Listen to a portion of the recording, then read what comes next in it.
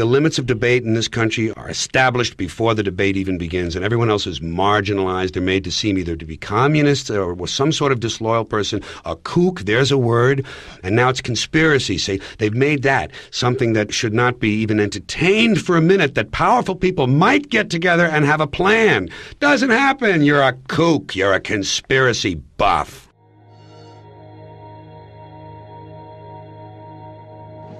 What is at stake is more than one small country. It is a big idea, a new world order.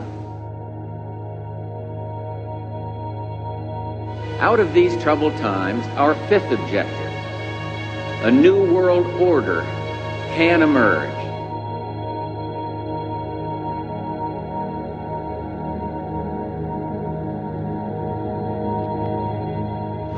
В своем движении в другом направлении, к новому мировому порядку, к новой цивилизации. Even that does not describe why the world has changed so much and why the world has turned so much toward a new world order and a new kind of civilization.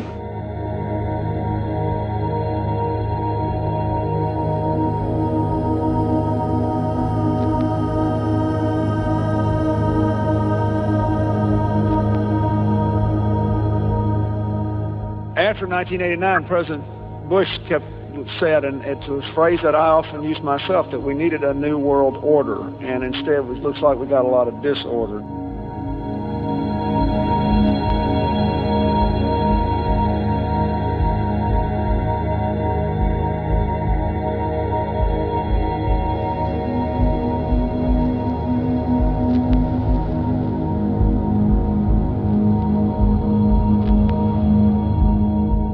There is a chance for the President of the United States to use this disaster to carry out what his father, a phrase his father used, I think, only once, and hasn't been used since, and that is a new world order.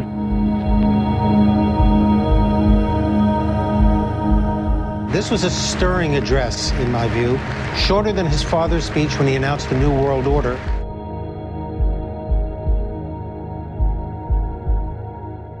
And it's only now that we can begin to understand that the world order that globalization brings and what it's going to look like, it's driven forward now not just by the balance of military strength, the Cold War times, or ordinary political power.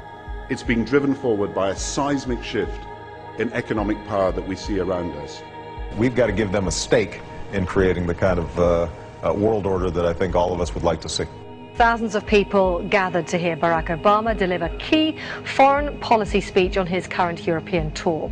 The Democratic presidential hopeful laid out his vision for America's place in a new world order, saying he was speaking as a proud citizen of the United States and a fellow citizen of the world.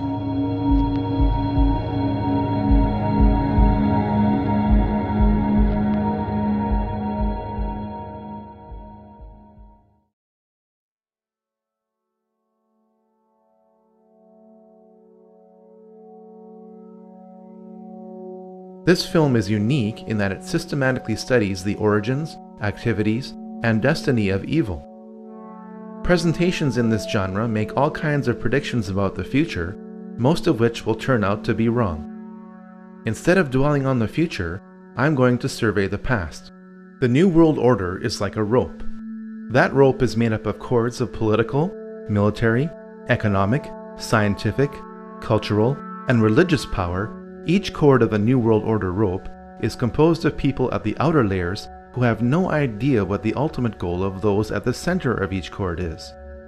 As people work their way to the center of each cord, the ultimate goal of those associated with the New World Order becomes clear.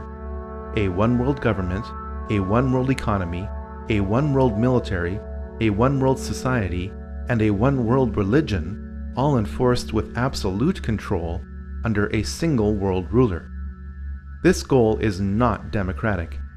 In fact, most people will not want this goal to be pursued because it limits their freedom. In spite of popular resistance, this goal is being achieved through secrecy and progressive conditioning to make the public want this goal. There is plenty of evidence that this goal exists. Pat Robertson has written in a book a few years ago that we should have a world government, but only when the Messiah arrives. He wrote, literally, any attempt to achieve world order before that time must be the work of the devil. Well, join me. I'm glad to sit here at the right hand of Satan. The primary driver of the New World Order is religion. After all, people act on what they believe. Financial control is the means by which the New World Order funds its primary tool, which is warfare. We must first understand the tool of warfare before we can grasp the matrix of control being applied to us. Once we understand these systems of control, we can then understand the belief systems of those who are controlling us. All this knowledge is necessary to form strategies of resistance to what you are probably not even aware of. But how did this mindset, control system, and tool of warfare get created?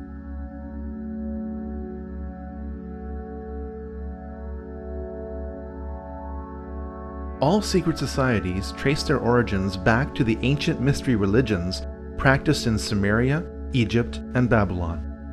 These ancient mystery religions were responsible for keeping a closed population in total subservience to a small elite, which were worshipped as gods, or as intermediaries between the masses and the gods. Knowledge is power. If you know when the next solar eclipse is going to occur, and others around you don't, you can demand a lot from a primitive society when you threaten to darken the sun. People with secret knowledge of astronomy are going to try to keep that knowledge to themselves.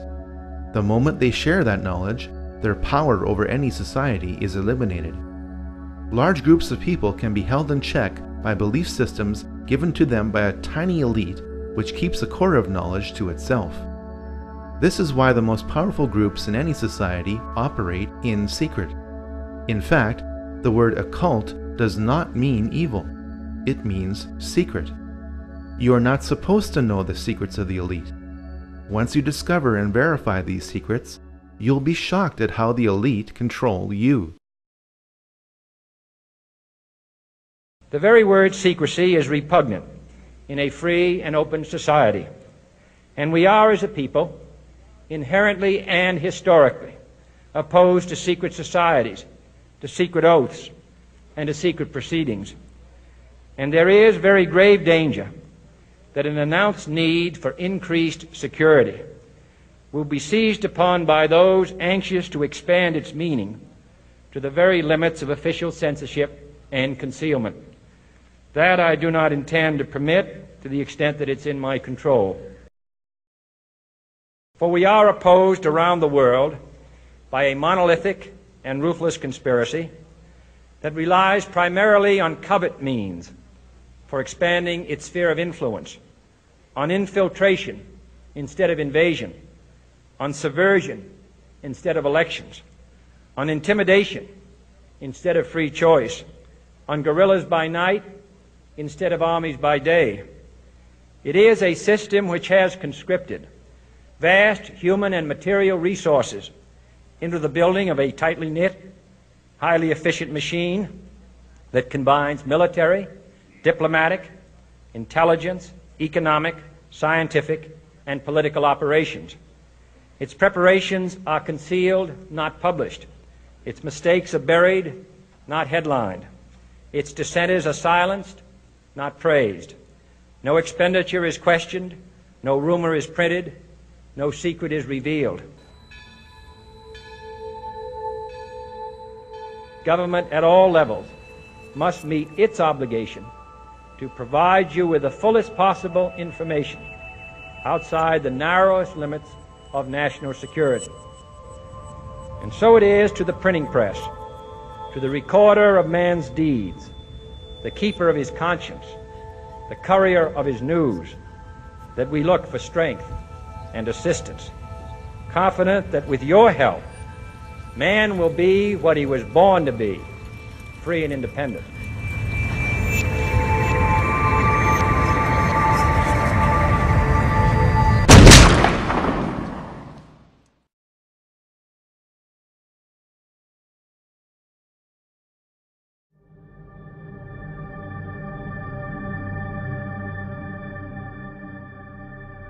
While other cultures were practicing pantheism, the monotheism of the Israelites kept them unique. When the Israelites were true to their faith, they prospered. When they began to absorb the teachings and practices of the surrounding cultures, the Israelites became oppressed by the civilizations they had previously resisted. Those within Judaism who were tempted by the occult practices of the surrounding cultures became the vehicle by which secret societies continued right up to today. Practitioners of the occult within Judaism codified their beliefs in a sub-religion which became known as Kabbalah. On the surface, Kabbalism appears to be Judaism. In reality, it is the exact opposite of Judaism. The Kabbalah offers an occult counter-explanation to the revelations of the Jewish prophets and the history of the Israelites. The Kabbalah depicts Moses as an occult figure whose purpose was to initiate the Israelites back into the more enlightened and advanced teachings of Egypt. We must grasp this if we are to understand much of what is happening in Israel today.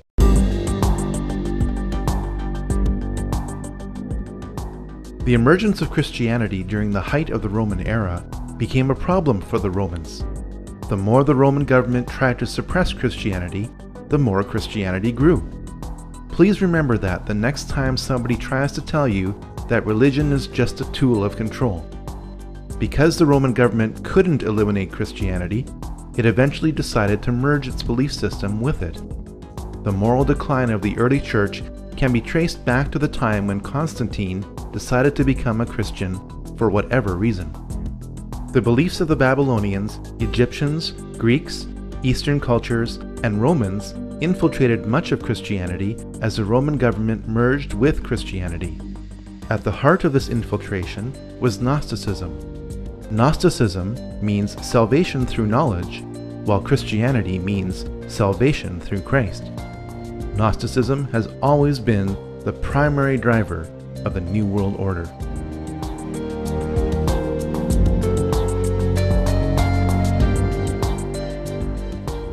A military and religious order known as the Knights Templar was created in Jerusalem in 1118 by 9 French knights. Their official mission was to protect pilgrims on their journey to the Holy Land during the Crusades, and they participated in several battles in the Crusades themselves. The name Knights Templar was applied to this group when Baldwin II, King of Jerusalem, gave this group of knights lodging in his palace, built on the ruins of King Solomon's temple. By 1128, the order was given special protection by the Pope. As the Crusades wore on, the Knights Templar set up offices in Christian countries to encourage enlistment.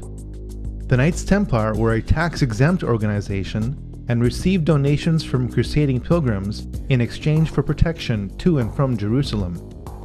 Because its membership remained dominated by the nobility, the Knights Templar were granted many favors by European rulers. Through gifts of land and money, the Knights Templar became extremely wealthy and powerful. Pope Clement V resisted abolishment of the Knights Templar for years. Finally, after waves of public pressure, most notably from King Philip IV of France, the Pope ordered 54 Templars burned alive in Paris as punishment for conspiracy and Satan worship. The order was destroyed when the Grand Master of the Knights Templar, Jacques de Molay, was burned at the stake on March 18, 1314. Many of the Knights Templar fled to Scotland, Portugal, and to the island of Malta. Some of today's well-connected youth are still initiated into a secret society based on the Knights Templar, known as the Order of de Molay.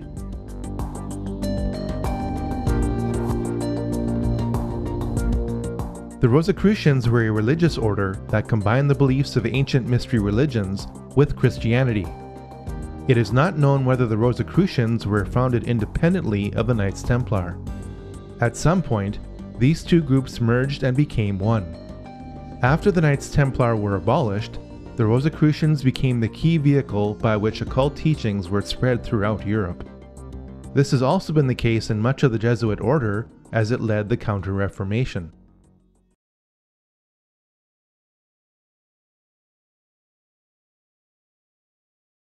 Freemasonry started when the Rosicrucians merged with the stonemason guilds of Europe.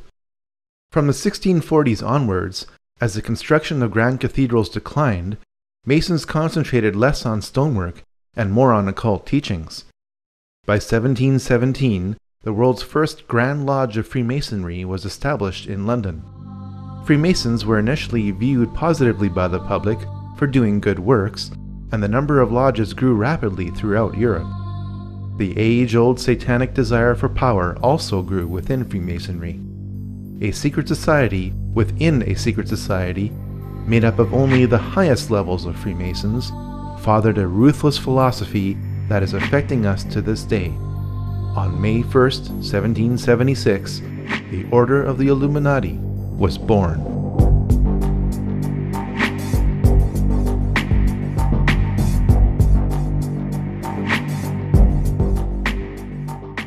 The Illuminati were a perfect storm of Freemasonic, banking, and religious interests.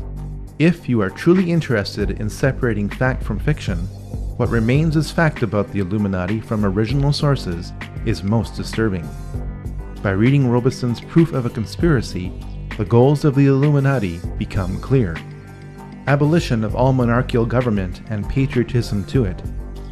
Elimination of private property and inheritance. Destruction of the traditional family. And eradication of all religion. The Illuminati were an extreme sect of Freemasonry. The effects of these institutions cannot be overemphasized. Over 5,000 years of occult history have been focused into Freemasonry and the Illuminati. Around 250 years of occult practices have flowed from them. The modern financial system was created by a family which had connections to the Illuminati. The goals of communism are identical to the goals of the Illuminati. Modern propaganda movements can be traced back to Freemasonry and the Illuminati. Every major war, from the French Revolution onwards, has been influenced by Illuminati philosophy to progressively promote a one-world government. The Illuminati were headed up by Adam Weishaupt. Weishaupt had a Catholic background and, contrary to popular myth, was not a Jesuit or secret Jew. When his father died when Adam was 5, Weishaupt was sent to live with his godfather, rector at Ingolstadt University. Because the university was a Catholic institution, the rector brought home many suppressed books, which Adam read. Weishaupt graduated with a Doctor of Law degree from the University of Ingolstadt in 1768. Though the Pope disbanded the Jesuits in 1773, they were still allowed to teach canon law at the university because they were the only ones who were qualified to do so. This angered Weishaupt and pushed him further towards the radical teachings he read as a child. At first, Weishaupt had only a few disciples who met locally in Weishaupt's apartment in Ingolstadt, Germany.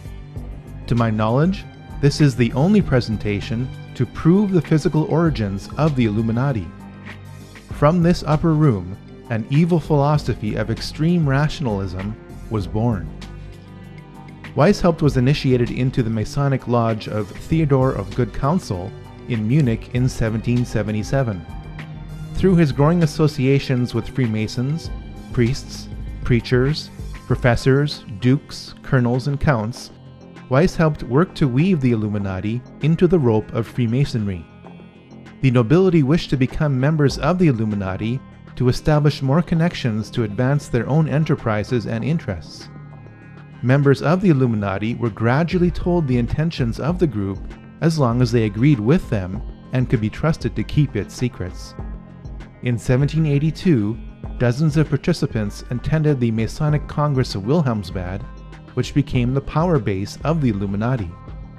At its height, the Illuminati had around 2,000 members. The House of Rothschild was on its way to becoming the most powerful banking family in the world. Mayer Amschel Bauer, a Jewish coin dealer of humble origins, changed his name to M.A. Rothschild. He placed a red shield in front of his banking house, which incorporated a hexagram. The family crest has evolved over time, but maintains this element within it to this day. Mayer Rothschild never became a member of the Illuminati, nor did he finance this movement as is commonly believed. Rothschild did act as banker for 2 members of the Illuminati. Archbishop Prince Karl Theodor Delberg attained the highest degree within the Illuminati in 1784 and was a traitor for France and Napoleon. He reluctantly emancipated the Jews of Frankfurt in 1811 for a high price, financed by Mayer Rothschild. Karl, Landgrave of Hesse-Kassel, was deeply into the occult and was the main organizer of the Congress of Wilhelmsbad, held at the summer home of Karl's brother, William IX, Elector of Hesse. The House of Hesse built up one of the largest fortunes in Europe by hiring out mercenaries conscripted from its own kingdom to other nobilities. Mayer Rothschild handled the mercenary blood money of the House of Hesse by becoming its banker in 1783. The House of Rothschild grew from its connections to members of the Illuminati, and not because the two were combined. Despite their best efforts at necessary secrecy, the Illuminati were exposed in 1784 by the Bavarian government, which soon issued an edict banning all secret societies. The workings of the order were contained in writings seized by the Bavarian government, which took them so seriously as to publish them in an official document entitled The Original Writings of the Order of the Illuminati, which was distributed to the major governments of Europe. Some members of the Illuminati were arrested, while most fled Bavaria under the edict. This only spread Illuminati philosophy further throughout Europe. Adam Weishaupt went underground and re-emerged under the sponsorship of Duke Ernst II of Saxe-Coburg-Altenburg, where he would continue to write books on the Illuminati until his death.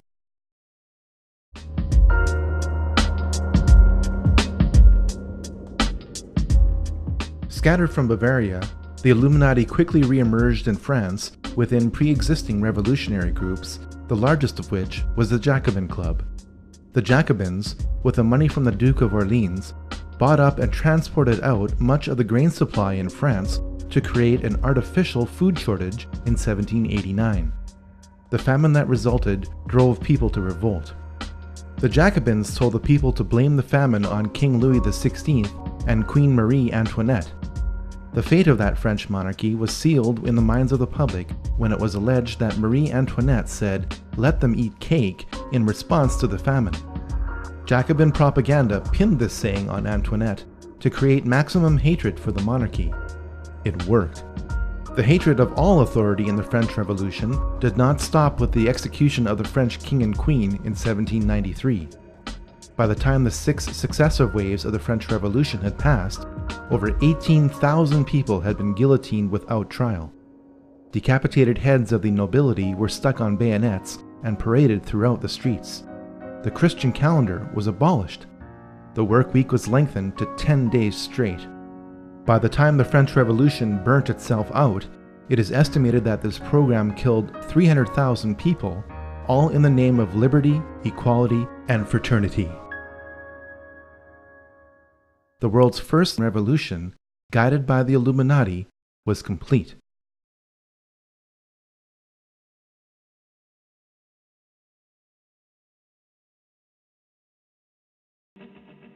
Though Mayer Amschel Rothschild died in Frankfurt in 1812, his empire grew through his family. Perhaps the one quote in modern English which sums up Mayer Rothschild's ambitions is this: "Give me control of a nation's money supply, and I care not who makes its laws." Towards the end of his life, Mayer told his 5 sons that they should expand the Rothschild banking empire throughout Europe. Nathan was sent to London. Amschel stayed in Frankfurt. Solomon went to Vienna. Karl traveled to Naples. James stayed in Paris. The establishment of the 5 centers of the Rothschild banking family is symbolized by the 5 arrows in the Rothschild family crest. The alliance between the Rothschilds and Illuminized Freemasonry continued with this new generation.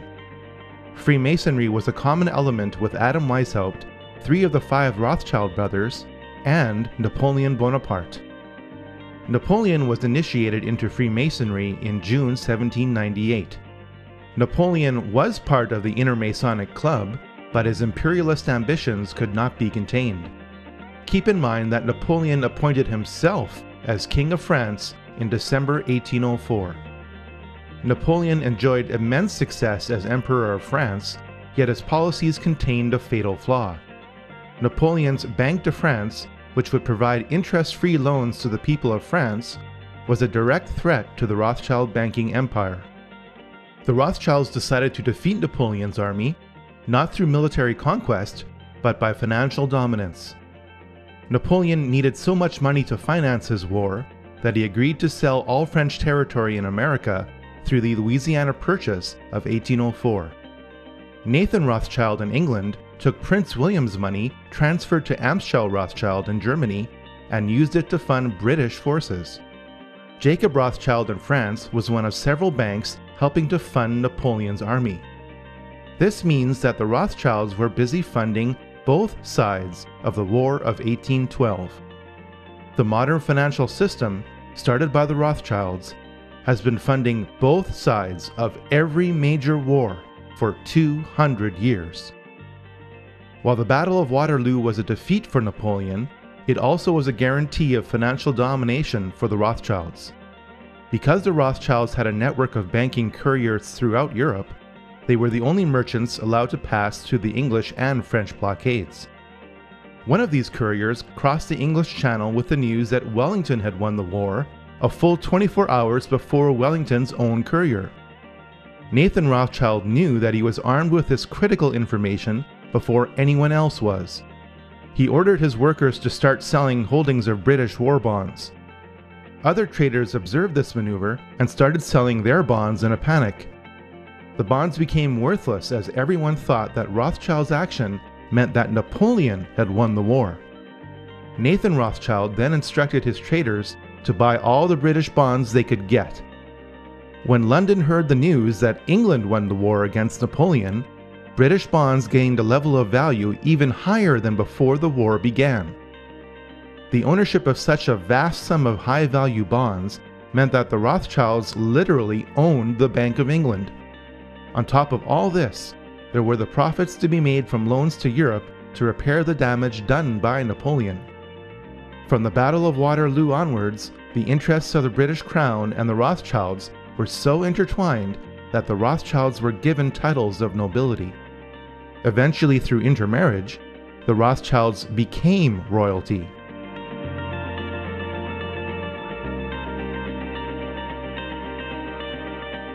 Following the Napoleonic Wars, the Illuminati thought that the nations of Europe would be so tired of fighting that they would agree to enter into a federation. Switzerland was declared to be a neutral country into which member kingdoms could deposit their money. Since the post-Napoleonic nations of Europe were heavily indebted to the Rothschilds, it could be argued that the Congress made Switzerland act as the modern version of the Knights Templar for the past 200 years. Now you know why Switzerland has acted as Europe's untouched bank during the European slaughters of World War I and World War II. The Congress of Vienna resulted in a treaty. Russian Tsar Alexander I opposed this treaty because he saw the Congress as an Illuminati takeover. The Rothschilds vowed that the Romanov dynasty would someday come to an end.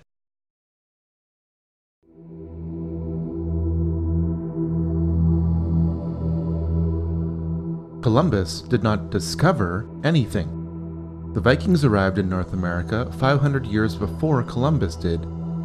Manly P. Hall, the most prolific Masonic author of all time, wrote a compact book in 1944 entitled The Secret Destiny of America. It confirms that the Old World knew about the New World for thousands of years. Columbus sailed to the West because his family and those who paid for his expedition were steeped in Rosicrucianism and wished to lay the foundation of a new world order. One only has to look at the cipher used in his signature for proof of this claim. Much of the occult knowledge of the Knights Templar is carved in stone in Scotland's Rosslyn Chapel. The carvings that line the inner frame above this window are of maize or of Indian corn that grew only in the New World. How could this be if the construction of the Rosslyn Chapel began in 1446 or 46 years before Columbus sailed to the west? For the answer to this question, we should look at the sails on the ships used by Columbus. They were adorned with a logo of the Knights Templar. From before the time of Columbus until today, America has always had a special place in the plans of the New World Order. The Illuminati in Europe saw the rare positive outcome of the American Revolution and sought to subvert it through the Columbian Lodge of the Order of the Illuminati, established in New York in 1785. Agents of the Illuminati worked to start a new revolution in America so that America would resemble France without the Napoleonic influence. In 1791, Alexander Hamilton established the first privately owned central bank in the United States with $10 million on a 20-year charter. This is contrary to the United States Constitution, which Hamilton signed. When the charter expired, the head of this private group was revealed. None other than Nathan Rothschild in England said, "Either the application for the renewal of the charter is granted, or the United States will find itself in a most disastrous war." The United States repelled the British on American soil within 1 year of Nathan Rothschild's pronouncement during the War of 1812. Fortunately for America, Britain was tied up fighting Napoleon in Europe and couldn't send enough troops to reclaim America. While America won a military victory, its financial back was broken. The War of 1812 forced the rechartering of the private bank of the United States. Thanks to the war and inflation, the debt owed to the bank exploded to $127 million. Andrew Jackson vetoed the bank in 1832. In 1835, President Jackson distributed a $35 million surplus. This was the only time in American history that the United States had balanced its books.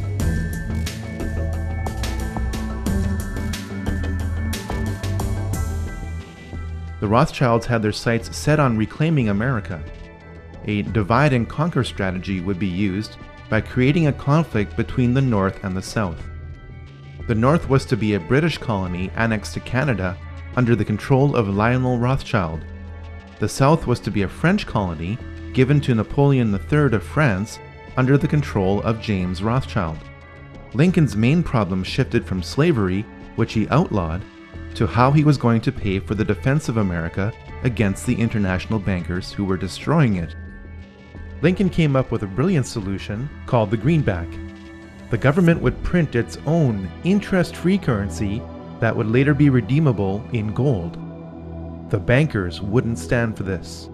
On April 14, 1865, 5 days after the South surrendered, Lincoln was shot by John Wilkes Booth. Booth was a member of the Knights of the Golden Circle.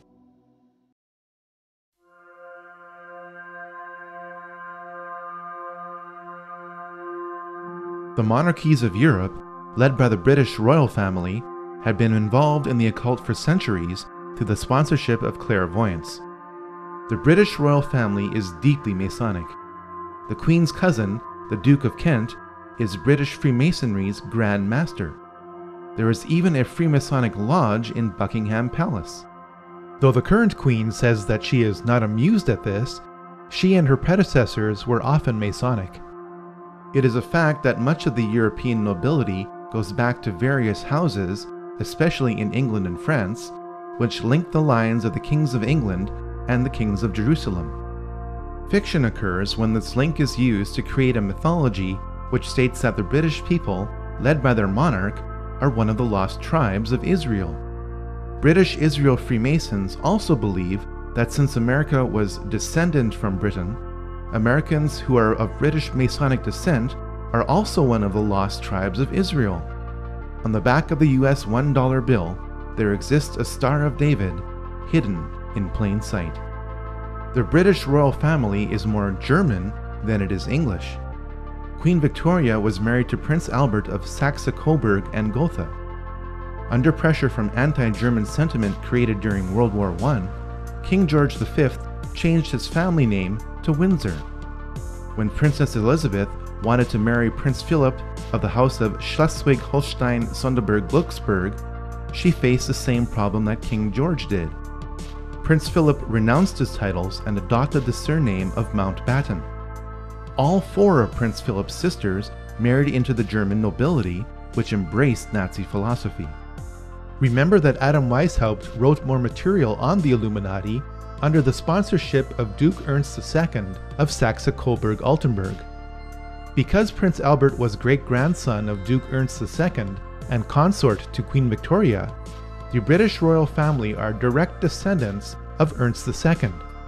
Since Duke Ernst II became a member of the Illuminati in 1783, it is not hard to see that the teachings of Adam Weishaupt are being used by the British royal family today.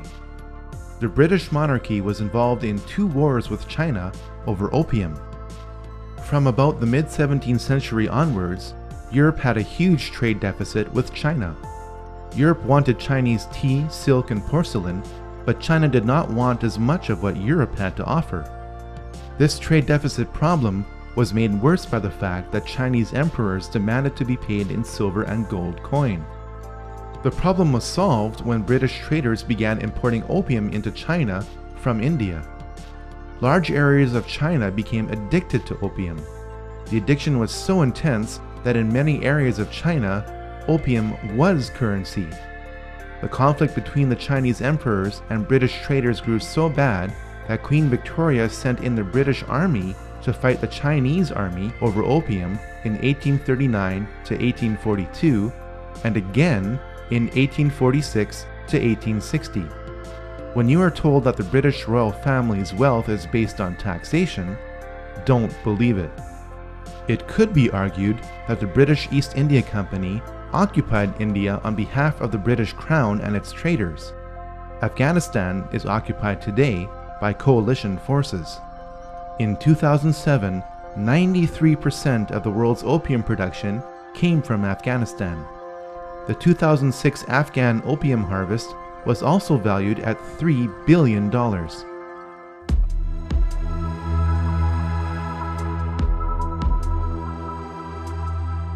The Round Table groups are the most influential and interconnected secret societies in the Western world.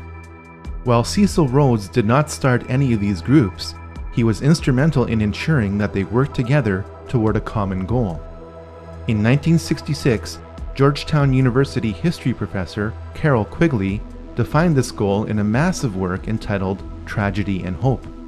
One of the members of the Round Table groups sponsored Carroll Quigley, who was given access to their secret records, to produce what the group thought would be an internal publication. As a teenager, I heard John Kennedy's summons to citizenship. And then, as a student at Georgetown, I heard that call clarified by a professor named Carroll Quigley, who said to us that America was the greatest nation in history because our people had always believed in 2 things: that tomorrow can be better than today, and that every one of us has a personal, moral responsibility to make it so.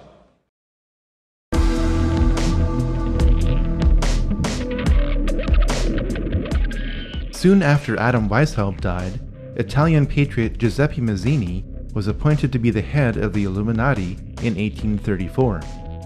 Mazzini became a 33rd degree Mason while attending Genoa University. The most important thing about Mazzini is that he formalized the Mafia. The name Mafia is an acronym which stands for Mazzini Autofizia Ferti Incendi and Everlameni, or Mazzini authorizes thefts, fires, and poisonings. With the wave of Italian immigration to America starting in the 1890s, the practices of the Mafia merged with the Illuminati of America.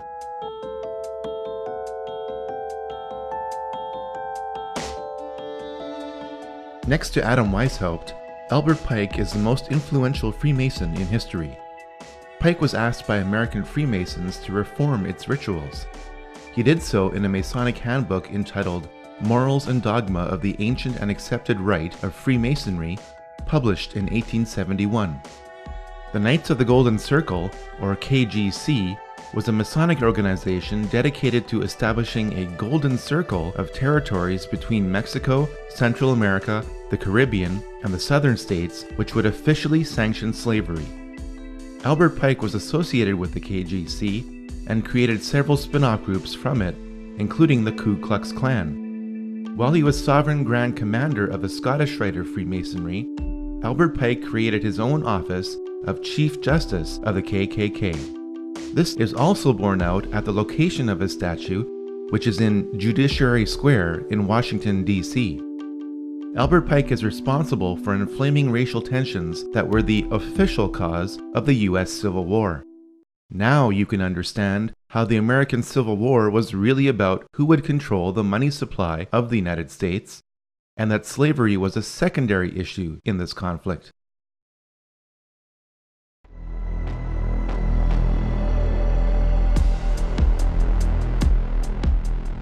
William Huntington Russell was one of the more prominent merchants involved in the Chinese opium trade.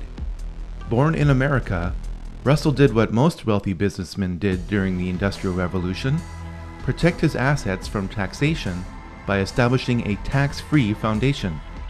The tax-free foundation that Russell and Company established based on opium revenue was the Russell Trust. The key institution of indoctrination that Russell Trust established was Skull and Bones. Skull and Bones was founded at Yale University in 1832 as a black lodge of Freemasonry. The odds that both presidential candidates would happen to be members of Skull and Bones is approximately 1 in 750,000.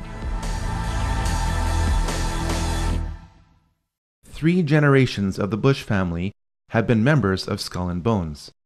George W. Bush, his father George H.W. Bush, and his father before him, Prescott Bush, were all members of this occult secret society. It has been alleged by members of Skull and Bones that it was Prescott Bush who stole the skull and bones of Indian Chief Geronimo and placed it in the tomb as a source of spiritual power. George W. Bush never apologized for his activities in Skull and Bones. One of the first things he did as president was appoint many of his fellow bonesmen to positions of power.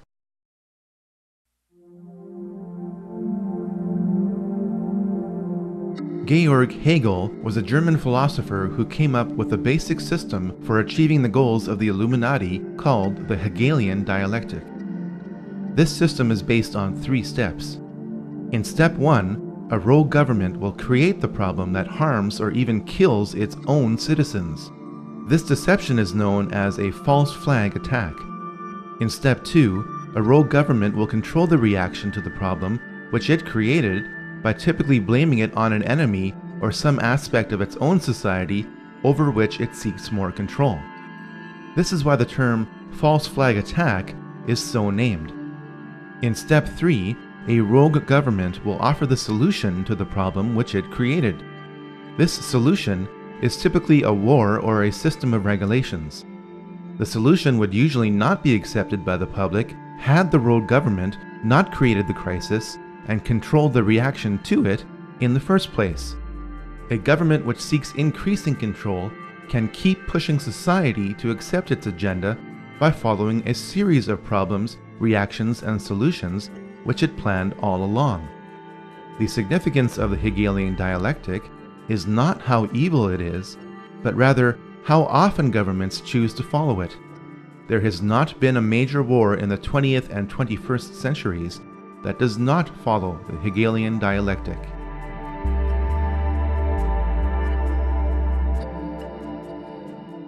Though his family converted to Christianity, Karl Marx became a Satanist during his university years. In a poem entitled Pale Maiden, Marx wrote, "Thus heaven I forfeited, I know it full well. My soul, once true to God, is chosen for hell." Over time, Marx became a 32nd degree Mason. Karl Marx met up with German philosopher Friedrich Engels. Engels joined a revolutionary group 10 years earlier, founded by Giuseppe Mazzini. It was Engels who would feed Karl Marx physically and intellectually for life. Marx published the Communist Manifesto in 1848 based on a draft from Engels. The manifesto was commissioned by the Communist League in London, whose history can be traced back to the Jacobin Club and the Illuminati. The foundations of communism are identical to the goals of the Illuminati. Karl Marx was always looking for money. He found it when Nathan Rothschild gave Marx several £1,000s to finance the cause of socialism through the Hegelian dialectic.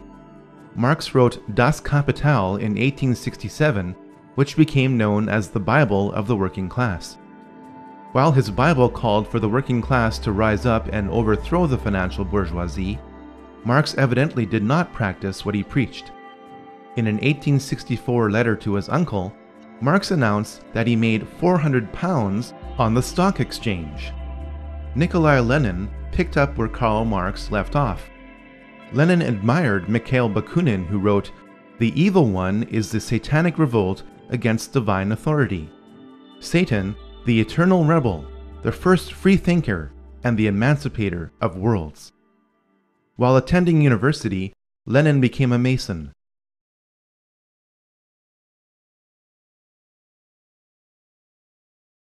Stopped by Andrew Jackson and delayed by Abraham Lincoln, the international bankers finally seized control of the financial system of the United States.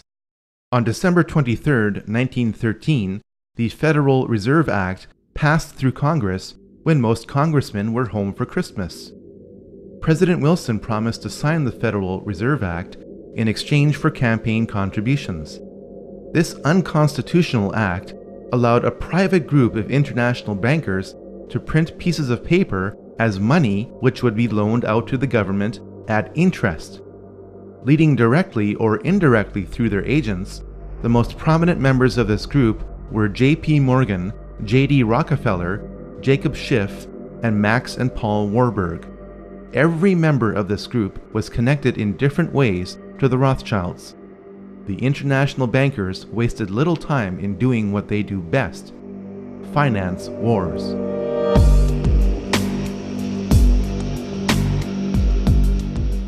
The bankers of Europe and America found a way to ignite the growing tension between Germany and the Anglo-American establishment for the economic and cultural dominance of Europe. Most people know that the flashpoint of World War I along the Western Front was the torpedoing of the Lusitania on May 7, 1915. What most people don't know is how the operations of the Lusitania were engineered to provoke this war. British intelligence broke the German war code in December 1914. This meant that the First Lord of the Admiralty, Winston Churchill, knew where every German U-boat was in the English Channel. The Lusitania slowed to await the arrival of its military escort through the channel. Churchill ordered the escort to return to port. The Lusitania was crawling alone through a war zone. A private letter from Churchill removes any doubt as to whether he intended for the Lusitania to be sunk.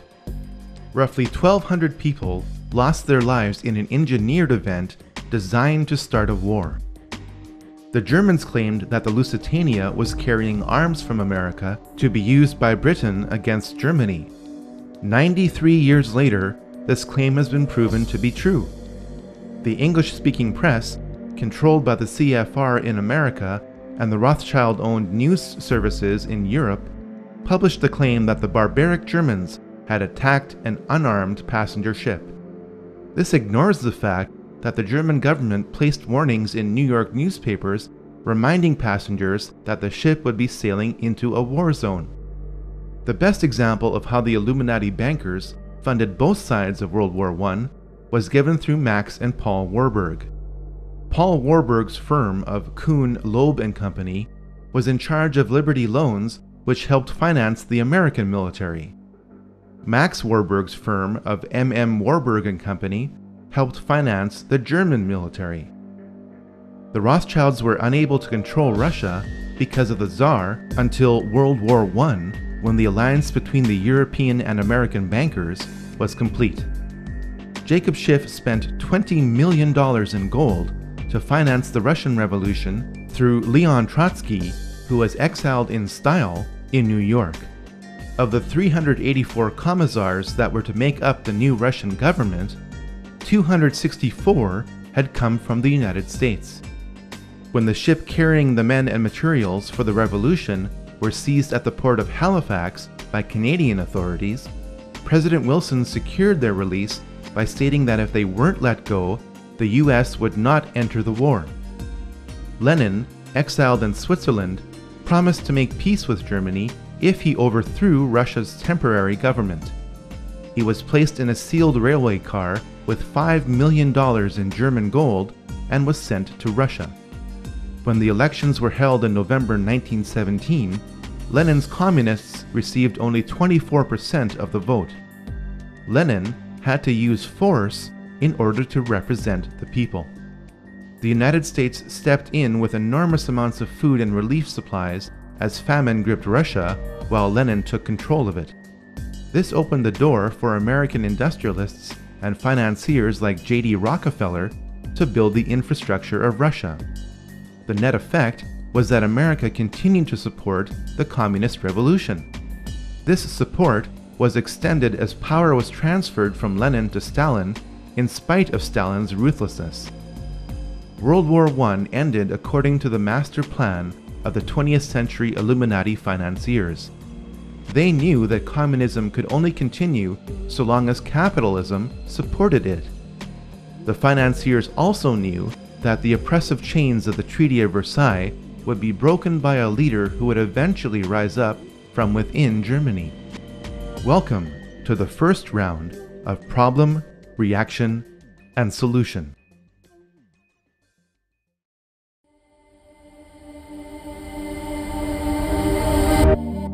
As the Industrial Revolution progressed, several captains of industry emerged in America. Andrew Carnegie made his fortune in steel production.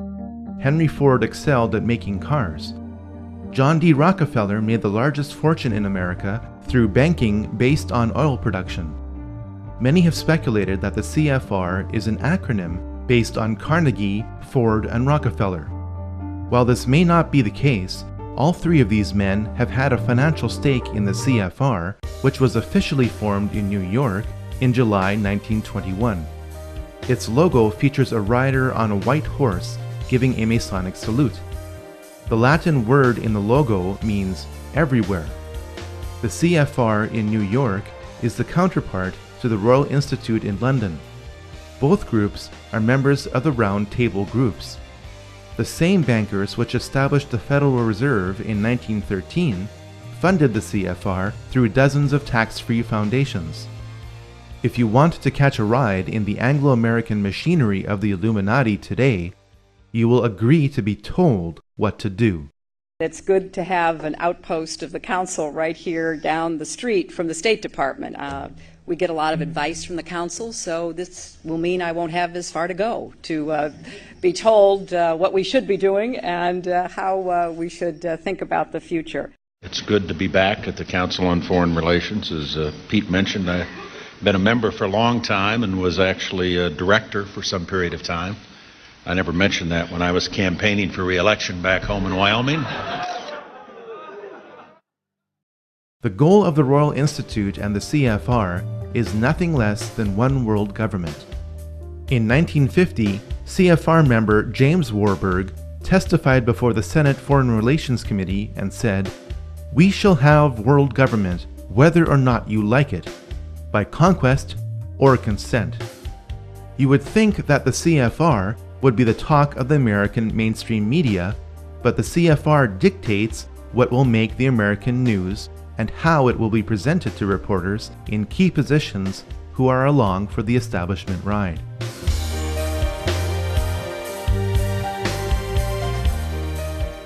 Following World War I, the League of Nations was the first popular attempt at creating a world government. The League was promoted as the way of providing a collective security, since an attack on any one member of the League would be considered an attack on all. The League failed as an organization, but acted as a successful stepping stone for the globalists. The League of Nations allowed the international bankers like J.D. Rockefeller to give more loans to more nations, provided the international bankers controlled the banking system of that nation. When the Bank for International Settlements was established in 1930, the Illuminati financiers gained more control of the world's money supply. This was all the more reason to start World War II.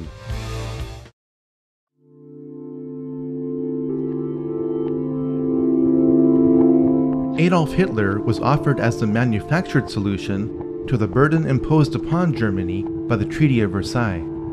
The event Hitler created to take control of Germany was engineered through a false flag attack. We now know that Hitler had his henchmen set fire to the German parliament, known as the Reichstag, in 1933. The fire was blamed on communist agent Marinus van der Lubbe in a huge show trial. In reality, van der Lubbe was a mentally handicapped individual picked up off the streets. Hitler's mighty war machine was funded and created by Wall Street. The Treaty of Versailles induced Germany to default on its debt. The Dawes Plan replaced the treaty after 5 years and allowed links to be made between American and German industry and finance. From the mid-1920s to the late 1930s, through the Bank of International Settlements, over $135 million was loaned to the German electrical, steel, and chemical industries from Wall Street. The profits on these loans were considerable. Without the technology for extracting petroleum from the German coal fields supplied by Rockefeller-owned Standard Oil of New Jersey, the Nazi war machine would have ran out of gas. One of the funders of the Nazi war machine was Prescott Bush, father and grandfather of 2 U.S. presidents. According to files from the U.S. National Archives, Prescott Bush was a partner in Brown Brothers Harriman. This was one of the corporations used by industrialist Fritz Thyssen to move assets between America and Germany. Prescott Bush's assets in Union Banking Corporation were seized under the Trading with the Enemy Act in 1942, after America entered the war. The Bush family fortune was built in part from funding the very enemy that would kill over 400,000 American troops. May I introduce our co-editors for this edition of the Longines Chronoscope. Our distinguished guest for this evening is the Honorable Prescott Bush, United States Senator from Connecticut. I think we have made, just in this year, very marked and noticeable progress in connection with the Cold War. Included in that, too, should be our efforts to get at this subversion business within our own government.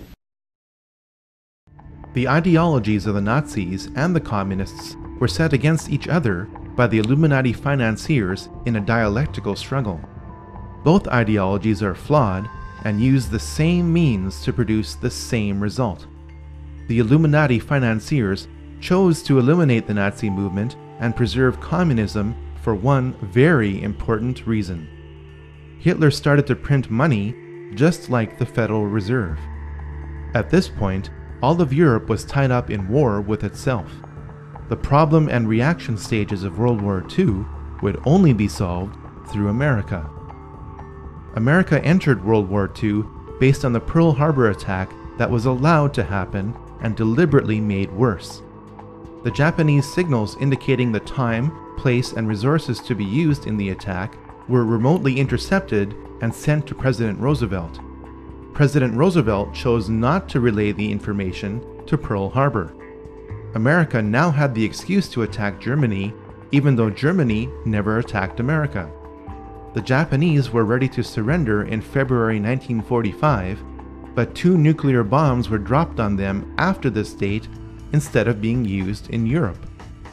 The madness of World War II accomplished several things for the Illuminati financiers. Profits could be generated by rebuilding Japan and using it to provide cheap labor to flood America with inexpensive goods. This would accelerate the long-term planned process of bringing down America, just as China is being used to help finish the job today. Communism was allowed to consume half of Europe in order to lock America and the Soviet Union in a new dialectical struggle and a new opportunity for profit. Most importantly, World War II paved the way to create the United Nations and the Nation of Israel. It must be noted that the top 4 players of World War II had ties to the occult. Hitler was deeply involved in the black arts. He joined a group focused on esoteric teachings called the Thule Society. This is where the logo for the Nazi Party came from. The occult foundation of Nazi philosophy was laid by Dietrich Eckart, not by Adolf Hitler. Joseph Stalin was involved in Freemasonry. Here we see him giving the same sign of the hidden hand, the same hand sign of Freemasons Napoleon and Solomon Rothschild. Franklin Roosevelt was a 32nd degree Mason. Winston Churchill was a member of 2 Masonic lodges, including a Druidic lodge. When you look at a photograph of the 3 main characters involved at the Yalta Conference in February 1945, keep in mind that all 3 were Freemasons.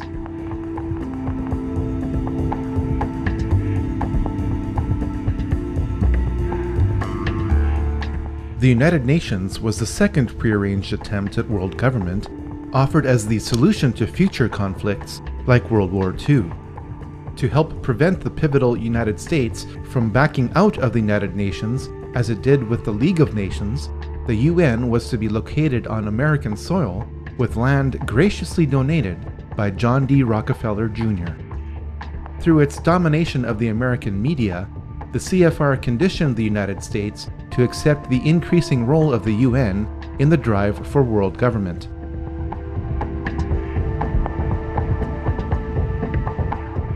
Political Zionism, a tool of the Rothschilds, clearly expressed the desire to create Israel long before World War II.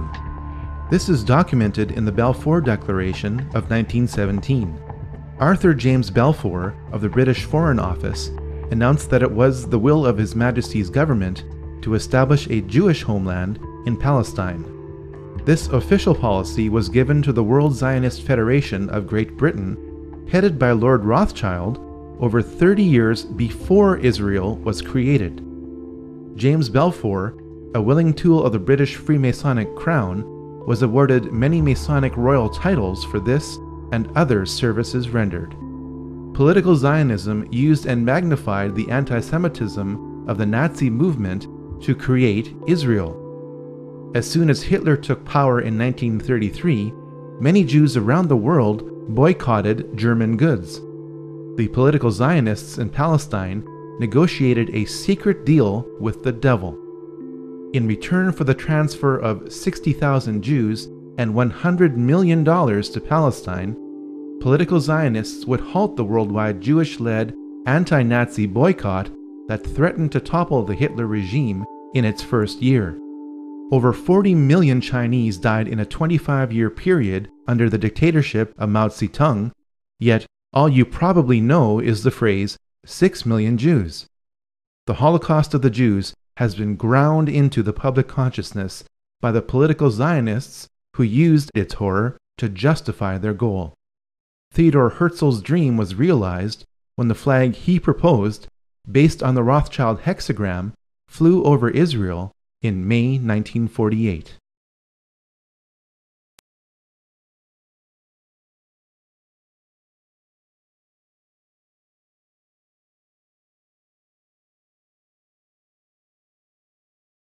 The wars against Asian communism for 30 years were symptoms of a much larger problem. The problem was that the Illuminati financiers were using a new dialectic to control the world. By pitting the capitalist West against the communist East, the world was locked in a state of bipolar tension with little chance of truly breaking free. The arms race between America and Russia was the best symbol of this tension. Russia was given the tools and technology to make the atom bomb by the American establishment in 1944. In spite of this, Russia and America spent over $5 trillion on weapons that would have guaranteed mutually assured destruction many times over. In his closing speech to the nation in January 1961, President Eisenhower warned about the military-industrial complex.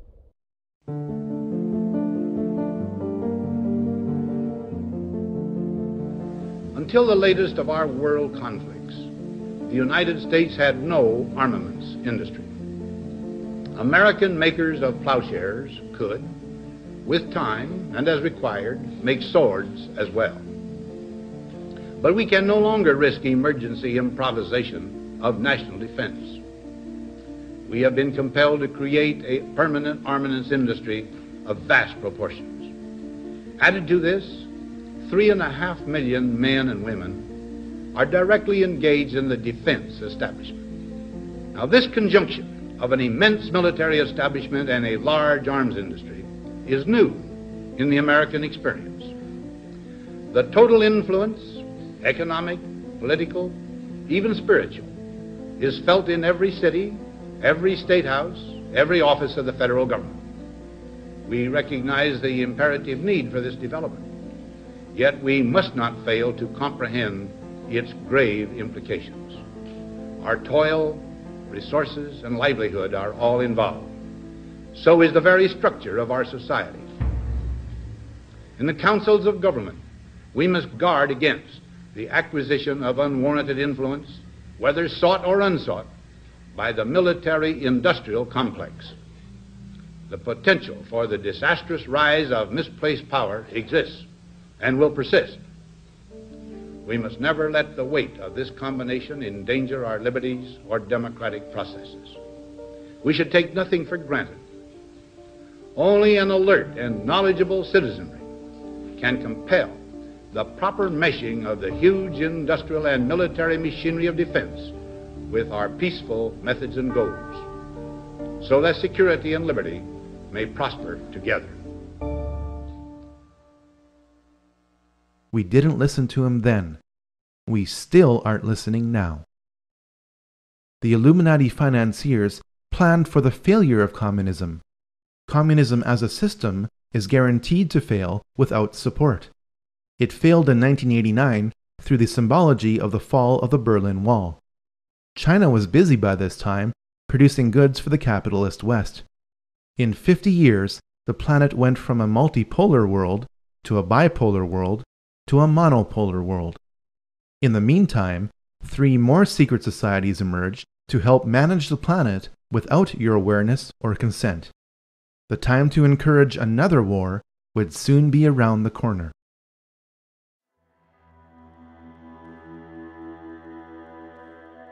The Bilderberg Group got its name from the Bilderberg Hotel in Oosterbeek, Holland, the site of the group's first modern meeting. It was founded by Prince Bernhard of the Netherlands in 1954, though its practices can be traced back to the Knights Templar. The Bilderberg Group was originally concerned with a regional Europe for the benefit of its members at the expense of national sovereignty. Over time, its scope has broadened to include balanced membership mainly from NATO countries. Many members of the CFR are also members of the Bilderberg Group. Once a year in 5-star hotels between Europe and North America, around 100 influential people gather together to determine the future of the planet for the next 1 or 2 years. The membership and accomplishments of the Bilderberg Group have been impressive. Presidents are chosen by this group. When Queen Beatrix and David Rockefeller get together at a Bilderberg meeting, you are looking at the 2 people on the planet who control the lion's share of the world's oil supply. The 2008 oil price and credit boom and bust were planned events according to leaks from the Bilderberg Group in 2006. The Bilderberg Group also created the European Union.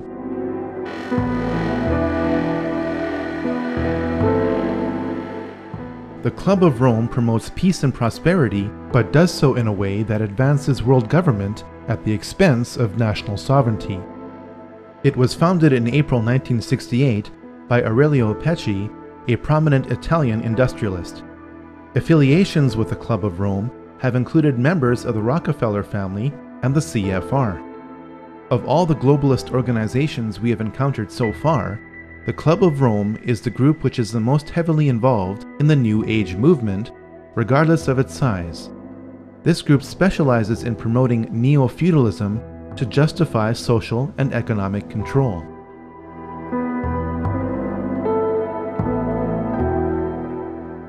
The Trilateral Commission was created in 1973 by David Rockefeller to launder money. As more congressmen and informed citizens became aware of the CFR and the Federal Reserve during the 1950s and 60s, global planners realized that they had to be more covert.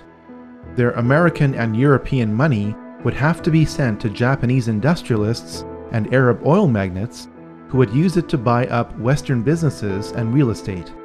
With this system in place, economic woes in the West resulting from the globalists' control could then be blamed on the Japanese and Arabs.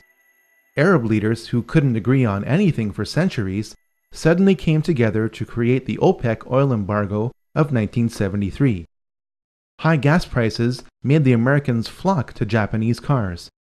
This system of Western, Eastern, and Middle Eastern trade promoted global interdependence and made lots of money.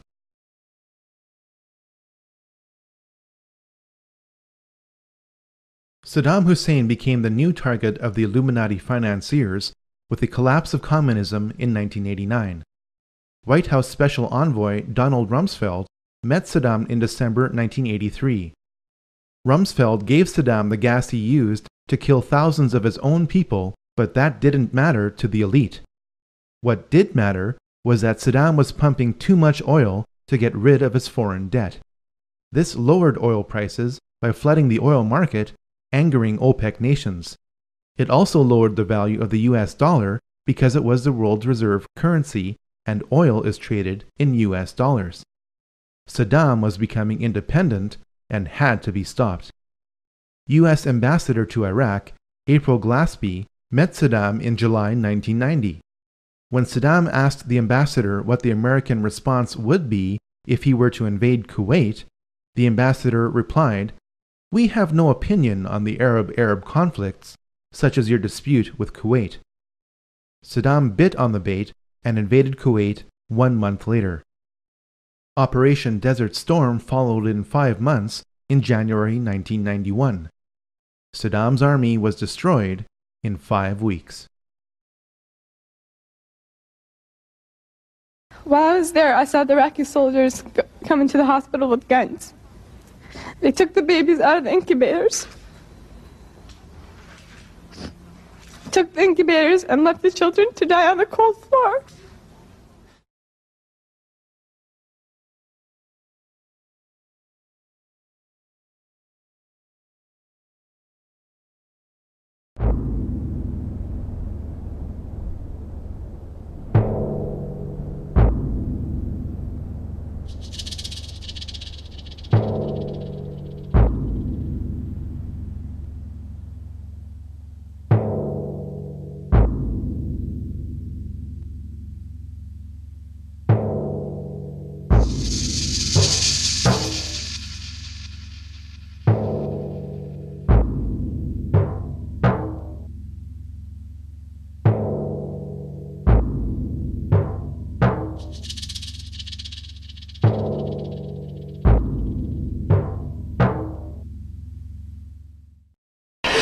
We are now led to understand that there are also firings in another city in Saudi Arabia. CNN's Carl Rochelle is here with me. He just came up.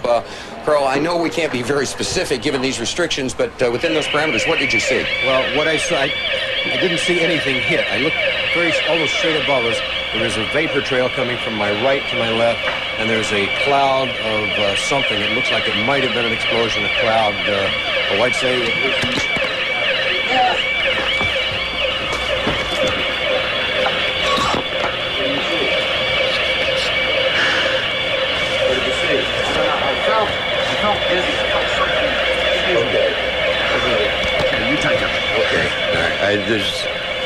my apologies for that. He's putting on a gas mask. There hasn't been any gas dropped here that we could tell. You smell anything? No. You may smell some of the fumes from a missile exhaust going off.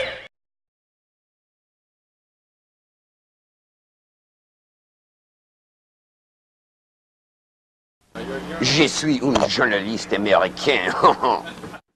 Oh, I love this country so much. You guys just don't have a clue.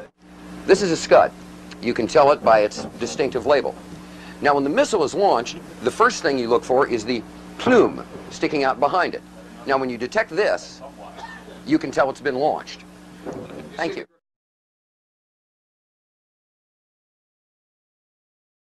Have you sniffed any rocket fumes lately?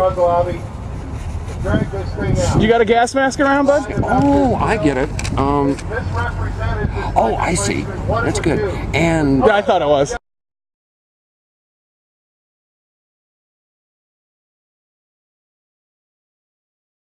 They took the babies out of the incubators,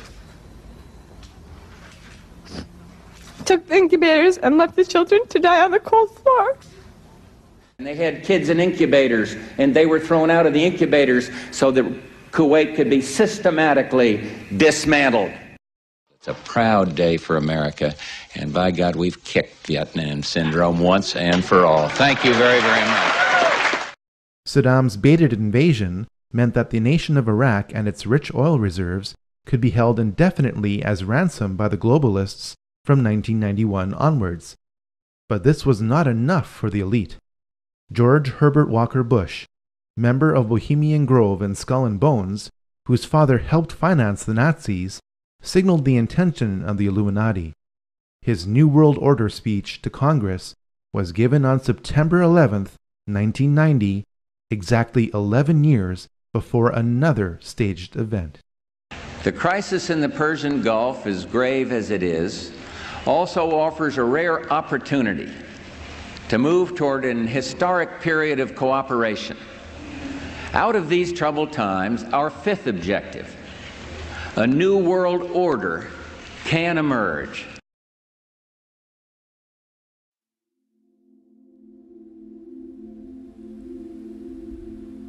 People are still bewildered by what happened on September 11, 2001. This brief study cross-examines the mechanics, the men involved, and the motives for what happened on that day.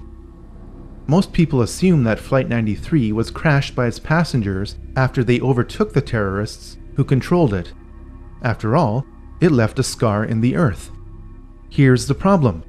According to a USGS aerial survey, that scar existed in 1994 or earlier. At this point, we have two choices. We can choose to believe that a full-sized airliner being fought over can crash into topsoil in precise alignment with a pre-existing scar, leaving that scar relatively intact. We can also choose to believe that only part of the plane landed within that scar. The first option would violate the patterns of hundreds of airplane crashes over decades. The second option forces us to ask whether pieces of the plane were found in other locations. Indeed, this is the case. Small pieces of the plane were spread out over a debris field several miles long. This forces us to ask how the plane disintegrated. According to retired Colonel Don de Grand Pré, it was shot down by a member of the Air Force. We have since learned the probable name of the pilot who eliminated Flight 93. Lieutenant Colonel Rick Gibney was the only pilot in the United States Air Force to be given an award in secret for his actions on a special mission on 9/11. Most people assume that Flight 77 struck the Pentagon with no warning by a crack pilot. In recorded testimony before the 9/11 Commission, then Transportation Secretary Norman Mineta recalled what he witnessed in the Presidential Command Center below the White House. During the time that the airplane coming in to the Pentagon, there was a young man who would come in and say to the Vice President, the plane is 50 miles out, the plane is 30 miles out. And when it got down to the plane is 10 miles out, the young man also said to the Vice President, do the orders still stand? And the Vice President turned and whipped his neck around and said, of course the orders still stand. Have you heard anything to the contrary? This testimony proves that the Vice President was aware that something was approaching the Pentagon. Hani Hannour is alleged to have hijacked Flight 77 and flown it into the Pentagon. Here's the problem. The flight parameters for Flight 77, obtained under the Freedom of Information Act from the National Transportation Safety Board, indicate that the flight deck door remained closed once the plane was in flight. The mid-air hijacking of Flight 77 could not have taken place if the cockpit door never opened. One of the popular myths of 9/11 is that the Twin Towers were towering infernos. If that's true, then people wouldn't have been told to return to work in the South Tower. In the neighboring South Tower, people are also evacuating, but an announcement over the PA system tells workers their building is secure and they can return to their desks, an announcement that will soon have tragic consequences. If the towers were towering infernos, then the Battalion 7 chief would have never been able to make it to the 78th floor and say, Hey, Ladder 415, we got tanks, isolated pockets of fire. We should be able to knock it down with 2 lines. Where you know that? 78th floor, numerous 1045 coal lines. If the tower fires were melting steel columns, then Edna Sintron wouldn't have been able to wave from the plane impact zone with her light pants not even singed.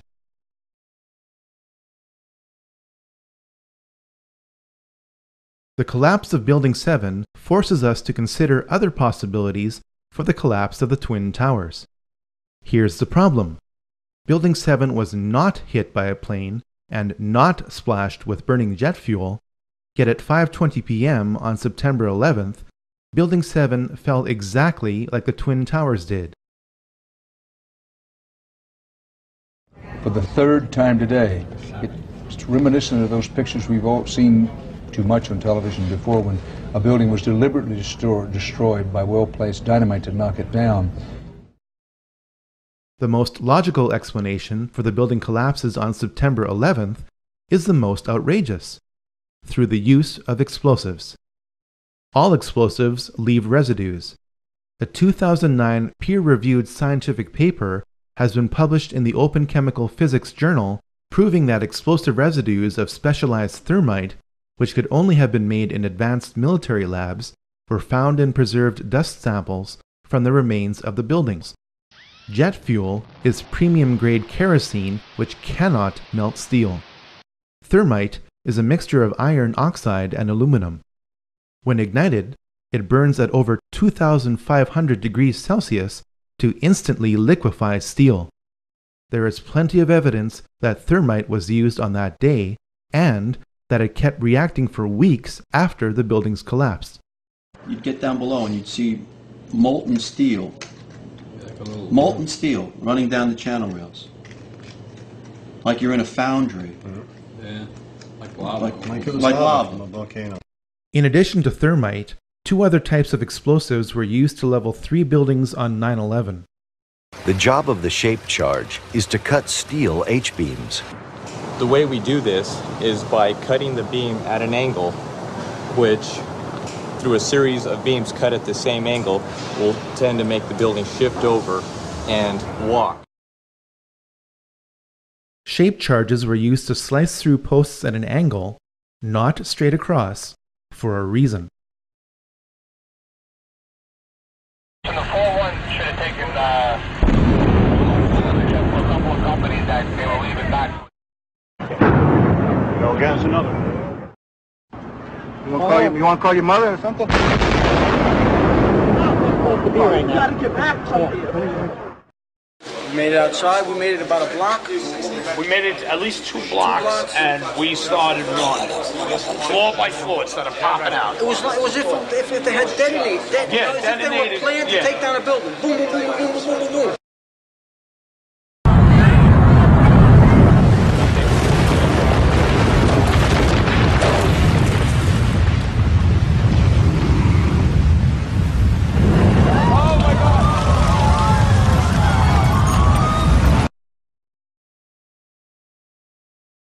Based on the evidence, the final roll sequences after pre-weakening with thermite and shape charges was most likely done with nuclear explosives. Don't think of Hiroshima. If the United States Army was loading nuclear shells by hand into howitzers 50 years ago, what do you think is available in the 21st century? The evidence for the use of nuclear explosives on 9/11 is substantial. A government report tried to spin the appearance of the radioactive isotope tritium at ground zero in concentrations dozens of times higher than the surrounding area. Hundreds of cars at ground zero burst into flames from the inside out. This is explained with the characteristic electromagnetic pulse of nuclear explosions overloading the vehicle's electronics, causing the vehicles to ignite. It would be foolish to conclude that aviation-grade kerosene would cause this kind of selective damage while leaving truckloads of loose paper around the site untouched. Toxic fumes produced by fires from the continuously reacting thermite and radiation from the final roll sequences explain why 7 out of 10 people with significant exposure to ground zero are dying from a host of illnesses. If explosives were used to destroy buildings on 9/11, they would have had to be placed in the buildings. This is made easier when there was an unprecedented power down in the World Trade Center complex for alleged electronic upgrades on the weekend before September 11, 2001. Is it just a coincidence that the president's brother, Marvin Bush, was on the board of directors for the firm providing security at the World Trade Center? Is it also a coincidence that the firm's contract with the World Trade Center ended on September 10, 2001?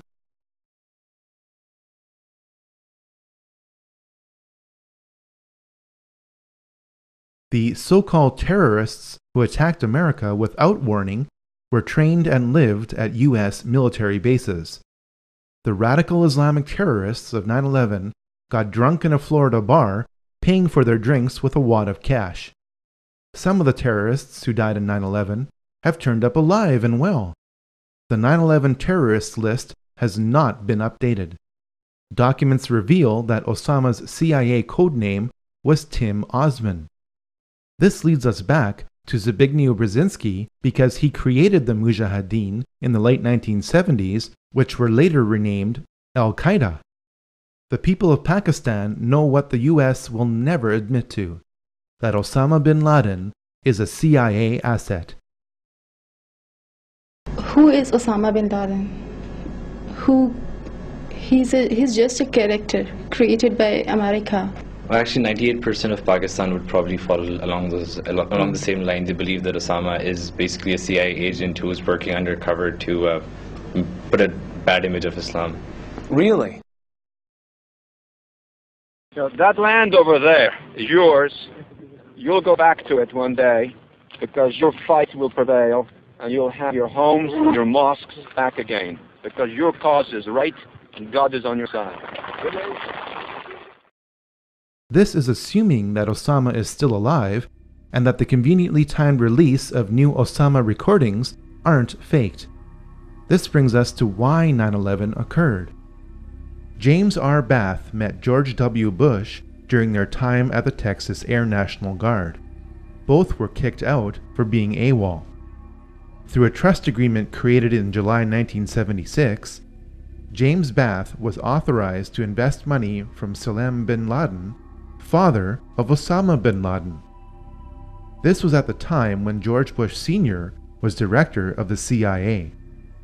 3 years later, James Bath bought 25,000 shares in Arbusto 79 Limited, George Bush Jr.'s oil company. The Bushes do business with the bin Ladens. The Saudi bin Laden Group makes its money from being the main construction conglomerate of the House of Saud. The Saudis make their money from supplying oil to America to create an artificial demand for the US dollar. Oil, the dollar, and war, the House of Saud, the House of Bush, and the House of bin Laden are all connected. George Bush Sr. was a member of the Carlyle Group, a venture capital firm heavily invested in arms sales. On the morning of September 11, 2001, George H.W. Bush was president when the Carlyle Group hosted a conference at a Washington hotel. Among the guests of honor was a valued investor, Shafiq bin Laden, brother to Osama.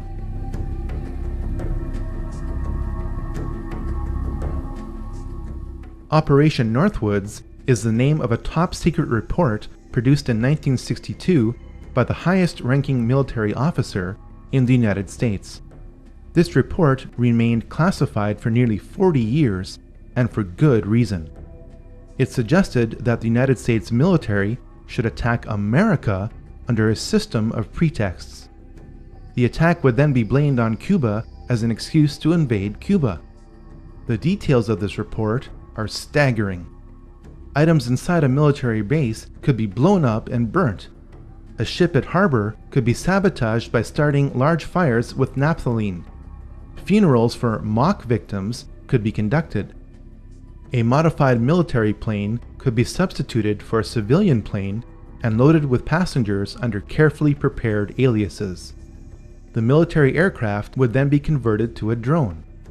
The United States military planned to attack America in 1962 using remote-controlled aircraft to justify invading Cuba. Fast forward to 9/11. Because the cockpit door of Flight 77 never opened in flight, this is exactly what happened on 9/11. Now you can never say they'd never think of that. They thought of that in 1962. They thought about it again in 2001. The Project for a New American Century is a neoconservative think tank. Some of its members are the most powerful people in the United States. In a report dated September 2000, 1 year before 9/11, this group wanted to turn the United States military into a vehicle of global domination. You may doubt this interpretation until you turn to page 60.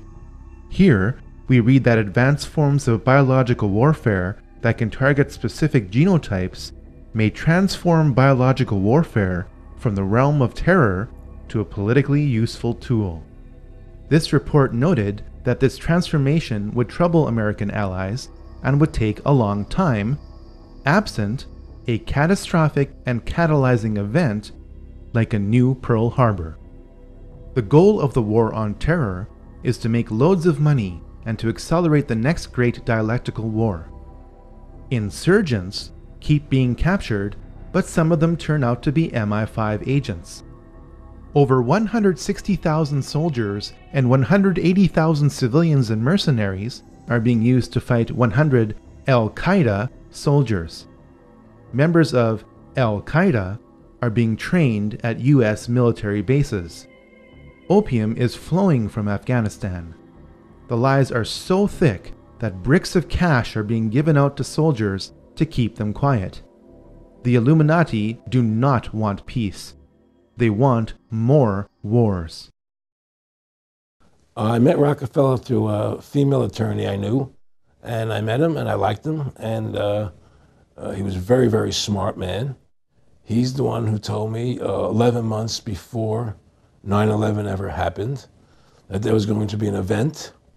Never told me what the event was going to be, but there was going to be an event, and out of that event, we were going to invade Afghanistan to run pipelines from the Caspian Sea. We were going to invade Iraq, to take over the oil fields, establish a base in the Middle East, and make it all part of the New World Order. And sure enough, later, 9/11 happened, and I remember he was telling me how how you're going to see soldiers looking in caves for people in Afghanistan and Pakistan and all these places, and there's going to be this war on terror, which is no real enemy, and the whole thing is a giant hoax, but it's a way for the government to take over the American people. And he said the end goal is to get everybody chipped, to control the whole society, to have the bankers, the elite people, the bankers and some governor controlling the world. In earlier times, it was easier to control 1 million people than physically to kill 1 million people. Today, it is infinitely easier to kill 1 million people than to control 1 million people. It is easier to kill than to control.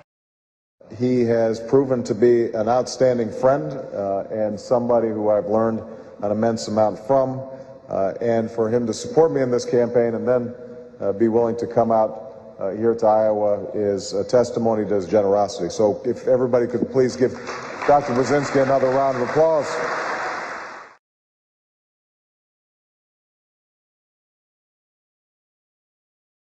So far, we have learned that over 5,000 years of ancient mystery religions have filtered themselves into Illuminized Freemasonry by the mid to late 1700s. We have learned that every major war since the French Revolution has been manipulated through the Hegelian dialectic to provide more control to the Illuminati. We have also learned that Israel was an Illuminati creation. But where are we going from here?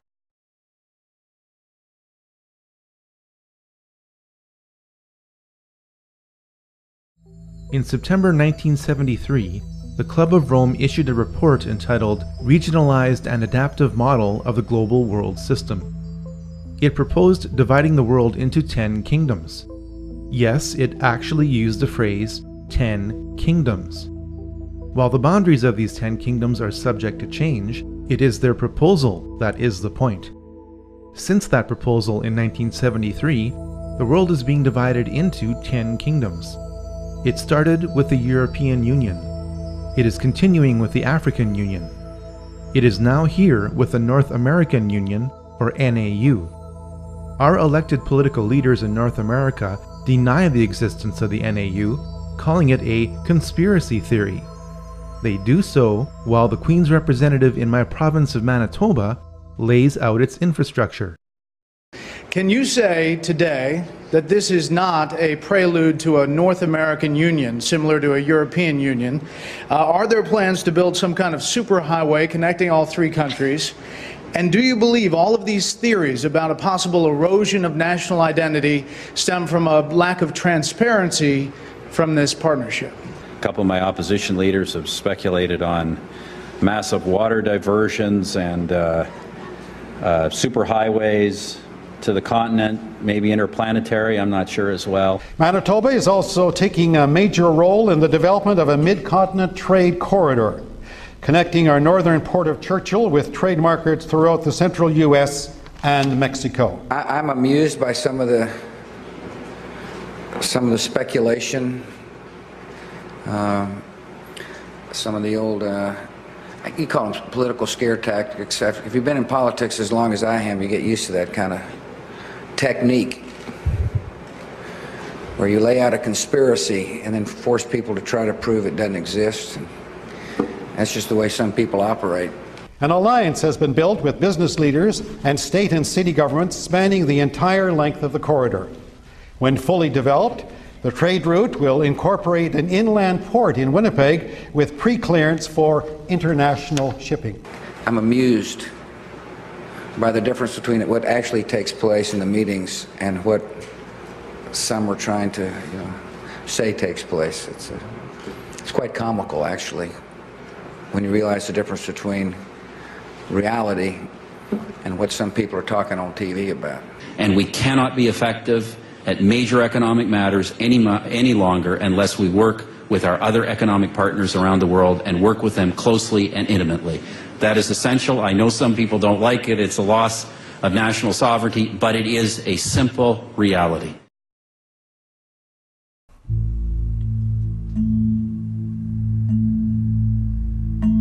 A lot of people are wondering about the future of America. New York is a dominant multicultural city. New York is also home to the United Nations, the premier organization of world government. The United States was allowed to become the world's biggest debtor nation when it became bankrupt in 1933, eventually along with all other nations, because your birth certificate is a bond. You are pledged as collateral on the debt of your nation. You are traded as a human resource on the stock exchanges of the world, especially in New York, the home to the world's largest stock exchange. Perhaps the greatest sign of America's pending destruction is on the back of the US $1 bill. You have been told that the bird on the right is an eagle. That's not what Manly P. Hall viewed it as. He knew that it was a phoenix, the ancient mythological bird of fiery rebirth. The phoenix is used to describe how old systems of power are deliberately destroyed to produce new systems of power. The system of power that is being built now is described on the left side on the back of the US $1 bill. You have been told that the Latin phrase Novus Ordo Seclorum means a new order of the ages. If you understood what the Roman poet Virgil meant when he wrote what this phrase is based on, it means God hath favored our undertakings, new order secular, or new world order. The occult purpose of America is to usher in the new world order on the back of what appears to be a trusted democracy. This purpose is hidden in plain sight.